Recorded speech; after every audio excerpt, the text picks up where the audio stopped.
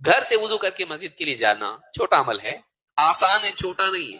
اللہ کے نبی صلی اللہ علیہ وسلم فرماتے ہیں من خرج من، سنیے اس کو، حدیث کو، کتنا کتنا بڑا اجر آدمی کھوتا رہتا ہے زندگی بھر، لیکن اس کو معلوم ہی نہیں رہتا ہے کہ وہ کیا کھو رہا۔ من خرج من بیتہ متطہرا الی صلاۃ مکتوبہ، جو آدمی اپنے گھر سے نکلے وضو کر کے فرض نماز کے لیے، کیا ہونے والا اس کے لیے؟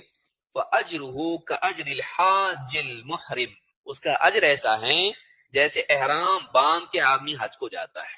زندگی نکل گئی، ایک آدمی گھر سے وضو کر کے مسجد جاتا ہے فرض نماز کے لیے، اس کا اجر ایسا ہے جیسے احرام باندھ کے حج کے لیے کوئی جا رہا ہو۔ نے روایت کیا ہے، اور صحیح الترغیب میں شیخ الالبانی کہتے ہیں کہ حدیث حسن درجے کی ہے، حدیث نمبر 320 پر ہے۔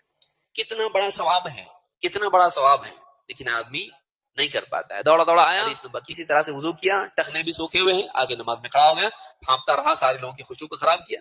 سکون سے گھر میں وضو کریں، وضو سے پہلے مسواک بھی کر لیا، پھر ایک ہی قدم چل کے مسجد کے لیے آیا، اور مسجد میں سکون سے پہلے آیا، اذان پہ آیا، کم از کم اذان کے ساتھ بعد میں آیا، جو بھی سنن تھی پڑھی، اس کے بعد میں نماز میں شریک ہوا، سکون سے نماز پڑھا۔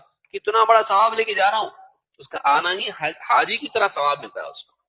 کوئی آدمی کہے گا کہ اتنا بڑا ثواب ایسا تھوڑی ملتا، حج اتنا پیسہ خرچہ کر کے جاتے۔ امام ابن رجب رحمہ اللہ فرماتے ہیں اس طرح کی جتنی حدیثیں ہیں ان میں یاد یہ رکھنا چاہیے کہ جو اس کو مل رہا ہے وہ کتنے حج مل رہے ہیں؟ کتنے؟ ایک۔ لیکن جو حج کر رہا ہے اس کی گنتی کہاں سے شروع ہوتی؟ 10 سے۔ دونوں برابر ہو سکتے ہیں؟ بعض لوگ بولتے کہ وہ یہ کیوں ہے نا بھی حج کو نہیں جاؤں گا، میں وضو کر کے آتا رہوں گا زندگی بھر۔ نہیں، اولاً تو یہ کہ جس پر فرض ہے اس کا ثابت نہیں ہوگا اس سے۔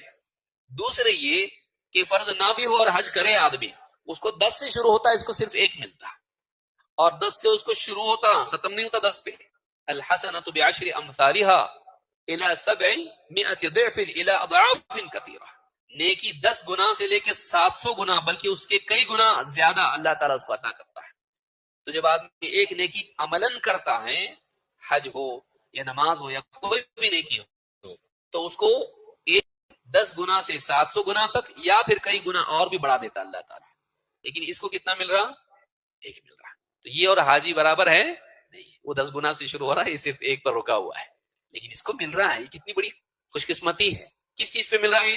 کون سا بہت پہاڑ ادھر سے ہمالیہ اٹھا کے اس کو کہیں اور رکھ دیا؟ اتنا آسان عمل ہے، لیکن آدمی یا تو نہیں جانتا یا تو لاپرواہی برتتا ہے اور اجر کھوتا رہتا ہے۔ تو ایک چیز یاد رکھنے کی ہے کہ گھر سے وضو کر کے نکلنا، پھر دین سیکھنے کی نیت سے مسجد جانا۔